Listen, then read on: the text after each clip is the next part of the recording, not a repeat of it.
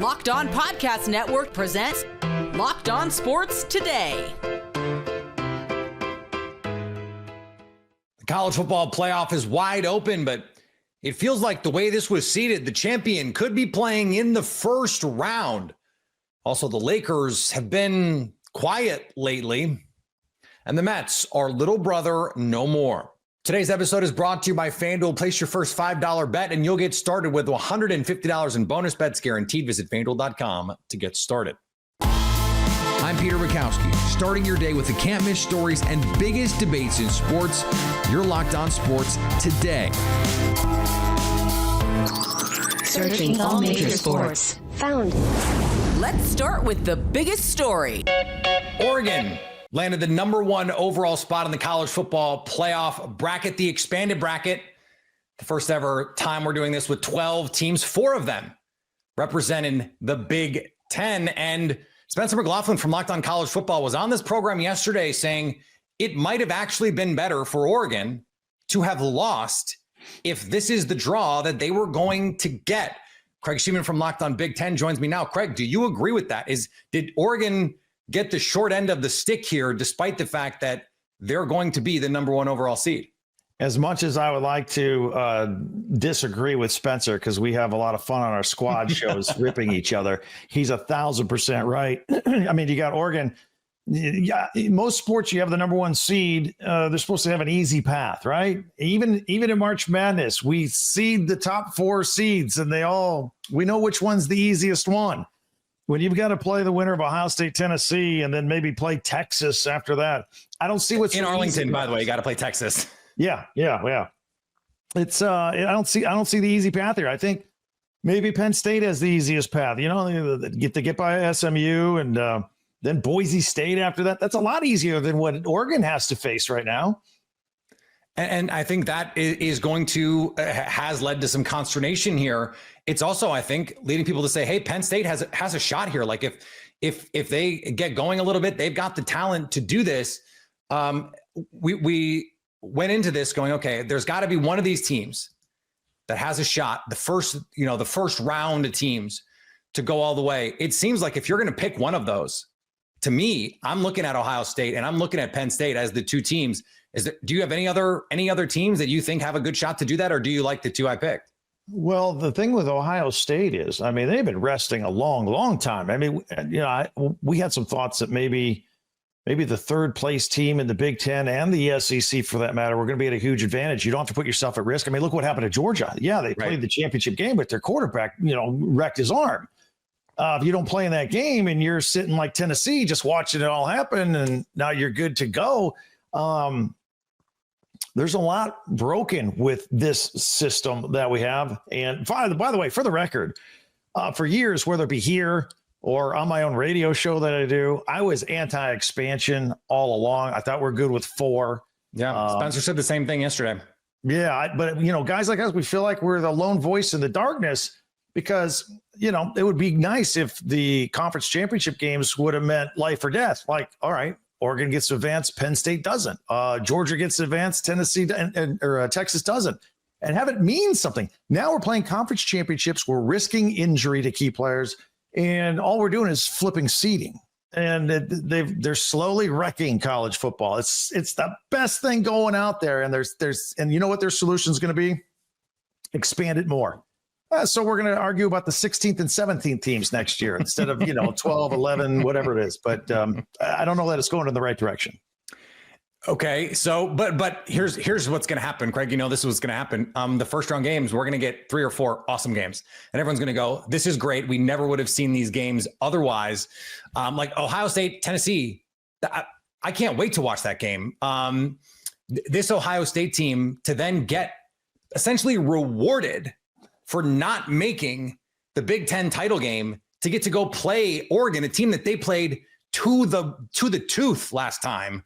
Yeah. It seems like if you want to talk about fairness, it doesn't seem, even though they have to play the best team in the bracket, this Ohio State, it seems like this has lined up really well for them. So Ohio State's going to get rewarded for getting beat by Michigan. Penn State's going to get rewarded for losing 20 point favorites, 21 point favorites in that Big Ten title game. Yeah. Sorry, not the Big Ten title game, in the big game. Yeah. They're getting rewarded for all that stuff. It's crazy. There's going to have to be some major tweaking. We know they're almost by law has to be after 2 seasons. This is kind of a 2-year experiment with this, according to the powers that be in college football. So they're going to have to tweak it, but they may have to tweak it sooner than later because there's just so much. We're not really arguing about the 12. The only argument out there is SMU versus Alabama. That's about it. We have that every year. Last year was Florida State, but we really have some arguments about who got in, who fell, what your seed is, who's playing who's getting a bye. When you've got, the 12th ranked team getting one of the 4 byes in Arizona State, none of this makes sense. None of it. If we just took the top 8, do you think anyone would be complaining? I think we're always going to complain whether it's a 14 playoff and you got the 5th team. We did this with the BCS. Who was the 3rd? 8 just feels like the right number to me. Well, I would agree with you because under the Craig Sheeman plan, I would just have your Power Fours, your conference championship games are the quarterfinals, and that leads into a Final Four and a championship. That would force Notre Dame to get its rear end into a conference like it belongs. It would force Boise State to be in a real conference. Yeah, exactly. And some of the other teams, Mountain West teams, no offense, but they're not winning the national championship. So let's just do that. Keep it simple. Power 4 conference champions. That's the beginning of the playoffs and your championship game. You can stay up to date all year on the Big Ten Conference by subscribing to Locked On Sports Today and Locked On Big Ten on your favorite podcast app and on YouTube. You're Locked On Sports Today. Coming up, it's been quite a start for LeBron and the Lakers. Before we get to that, the Bengals tried to exorcise some Dallas demons. Game Time has a new feature called Game Time Picks that makes getting tickets for your favorite live events even easier. Game Time Picks filters out the fluff to show you only the incredible deals on great seats, so you don't have to waste time searching through thousands of tickets. Curation makes it easier to save more on sports, concerts, comedy, theater, and more near you. You can take the guesswork out of buying tickets with Game Time. Download the Game Time app, create an account, and use code LOCKEDON for $20 off your first purchase. Terms apply. Again, create an account and redeem code LOCKEDON for $20 off. Download Game Time today. What time is it? Game Time. The Bengals haven't beaten the Cowboys in Dallas in over 30 years. Well, they got their shot on Monday night. The Cincinnati Bengals manage a win on Monday Night Football and keep it up in 2024, beating up on bad teams. I'm Jake Lisco from the Locked On Bengals podcast, and while the Bengals are all but done with playoff hopes this year, at 5-8 technically, that is still faintly alive, but more than that, a very fun game to watch for fans of offense, playmaking, and let's be honest, Jamar Chase, who finishes the game with 14 catches on 18 targets for 177 yards and 2 touchdowns. Joe Burrow once again eclipsing 350 yards passing with 3 touchdowns, making plays throughout the game despite taking a beating. The Bengals benefiting from a lucky result on a blocked punt where a Dallas player touches the ball to give them a chance to go down and win the game. And who else does it but Jamar Chase, adding on to an already productive day with a big catch for a touchdown to put the Bengals ahead for good late against Dallas as the pursuit of the Triple Crown is alive in Cincinnati. The Georgia Bulldogs may be without their quarterback for a potential playoff run as Carson Beck was labeled as out with no timetable to return. Beck took a hit to the arm while trying to make a throw in the SEC championship game last Saturday. It does not look great is the prognosis. And I say all that to say we're going to talk a lot about Gunnar Stockton and this team moving forward if Gunnar Stockton is indeed at the helm. We're not going to say that, we're going to be fine, everything's good, Gunnar Stockton was the best quarterback anyway, because hopefully not for the last time this season, but let's just settle into the fact that Carson Beck has had a disappointing season by his own standards, by everyone's account. But Carson Beck has led this team to 11-2, SEC champion, number 2 overall seed, number 2 overall ranking in the college football playoff rankings, number 2 overall seed in the college football playoff bracket. Carson Beck did that. Oregon's Dylan Gabriel, Colorado's Travis Hunter, Boise State's Ashton Genty, and Miami's Cam Ward are your Heisman Trophy finalists. The award has gone to a quarterback more times than not, at least of late. But this year, Hunter figures to be the favorite after a dominant performance on both the offensive and defensive side of the ball. He was selected all Big 12 first-team receiver and earned honorable mention for Offensive Player of the Year. He's also the Big 12 Defensive Player of the Year, a unanimous first-team DB. If anyone's pushing him, it is Genty and his amazing performance for Boise. The highlights are legend. This is going to be a fun race. After getting off to a hot start, the Lakers sit at 13-11, eighth in the Western Conference, though, right behind the Denver Nuggets. Andy Kamenetsky from Locked On Lakers joins me now. And Andy, the Lakers are always going to get an outsized amount of attention over the last few years. It has been outsized relative to their productivity, though this is a particularly interesting case with LeBron James approaching maybe the end of his career. Who knows?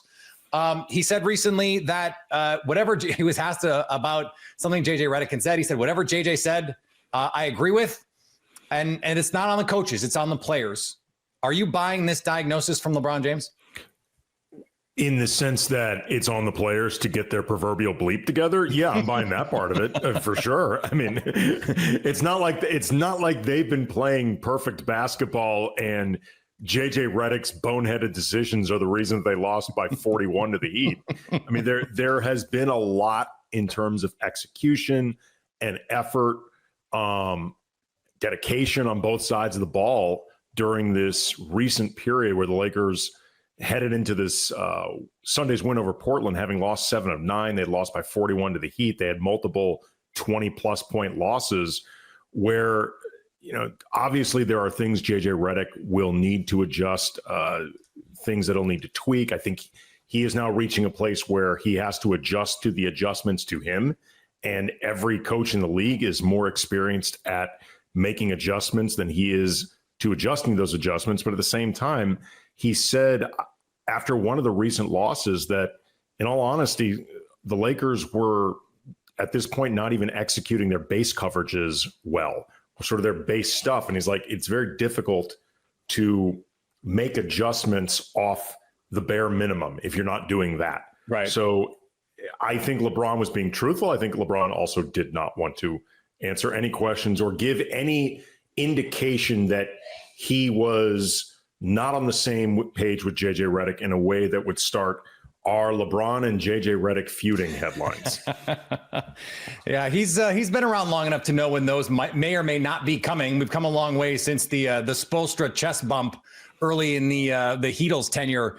I have seen, I think, more than I can remember, and maybe you can correct me because my media diet on LeBron is certainly different than yours.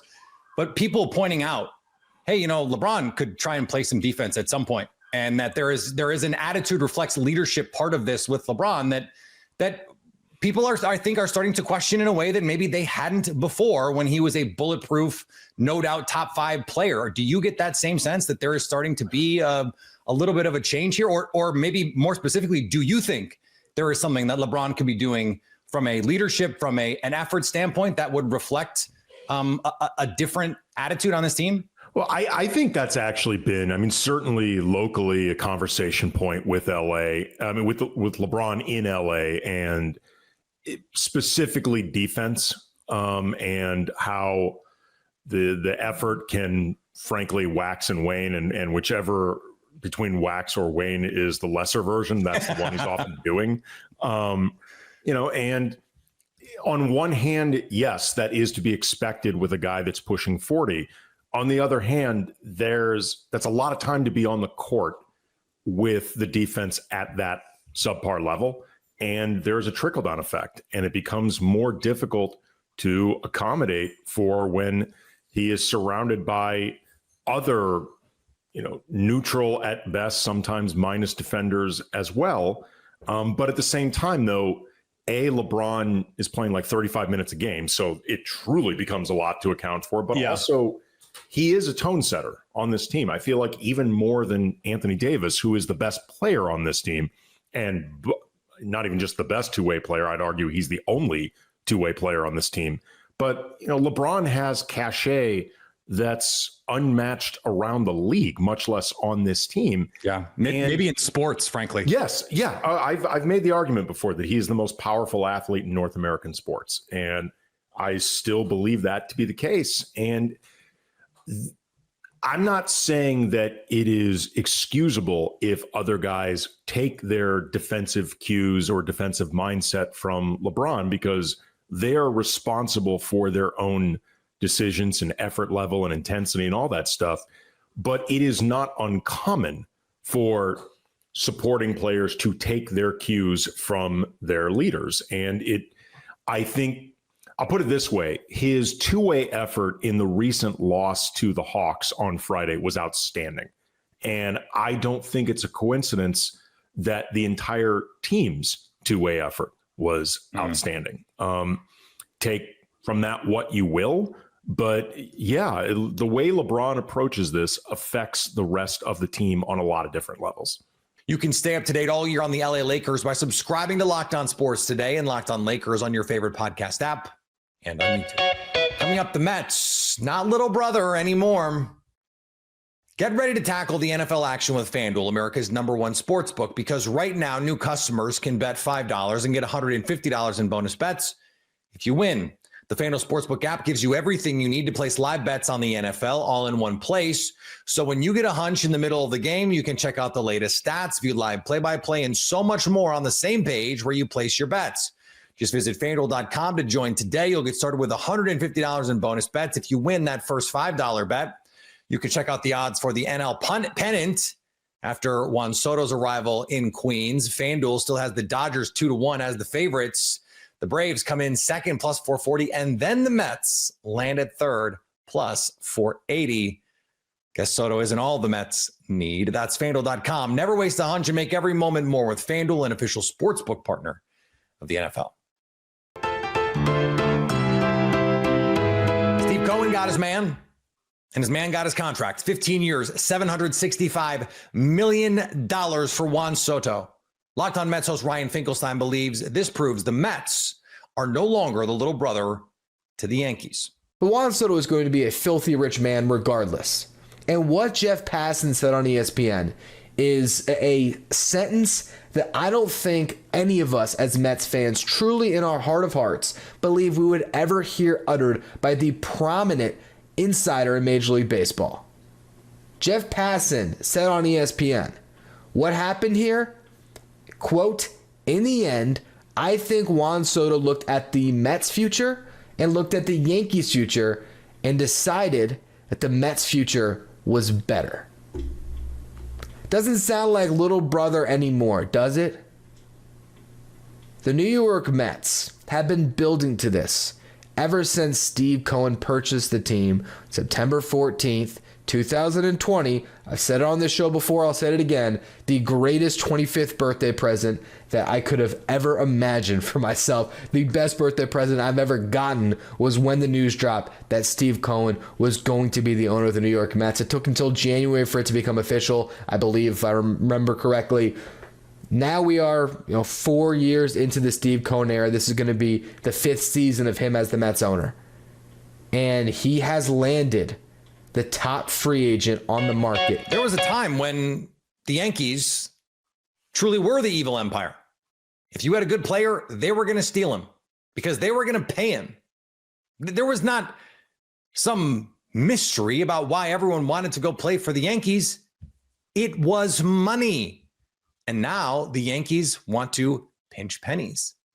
They'll pay $20 million less than what you want on $700+ million, but they won't get that last $20 million.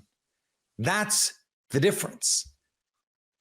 You think George Steinbrenner in the Yankees peak would have been worried about $20 million or $40 million on a $700 million? No, first of all, he'd be going $700 million is an astronomical number. There's no way we're doing that, but not because that inflation. Basically, that would have been just an absurd thing to do. This is not just proof that the Mets are no longer the little brother. It's proof that the Yankees aren't really the big brother to anyone anymore. If anything, the Dodgers replaced them a decade ago. because they're doing the thing now that the Yankees used to do and say, yeah, don't pay your players. Fine. We'll take them. We'll pay them. Until that changes with the Yankees, this is the new reality. And finally, so what's next for the Mets after Soto? Well, they want to bring back Pete Alonso. President of Baseball Operations David Stern said Pete's been a great Met. He had some enormous hits for us, and we'll see where that goes. Some may wonder, after committing the resources to Soto, if any team would have the wherewithal to do more. Steve Cohen says, hold my probably expensive beer. If you're catching this episode after hearing your favorite Locked On show, make sure to subscribe to Locked On Sports Today on YouTube or wherever you get your podcasts so you never miss an episode. Also, if you're a new subscriber to us here at Locked On Sports Today, we're here for you with the biggest stories in sports every day. Coming up on the next Locked On Sports Today, could we get an early preview of the Western Conference Finals tonight? So at least until tomorrow, stay locked on sports today. Locked On Podcast Network presents Locked On Sports Today. Go to our video on demand. Click on sports at the top of your screen. There, you'll find past episodes of Locked On Sports Today, plus other Locked On shows on demand.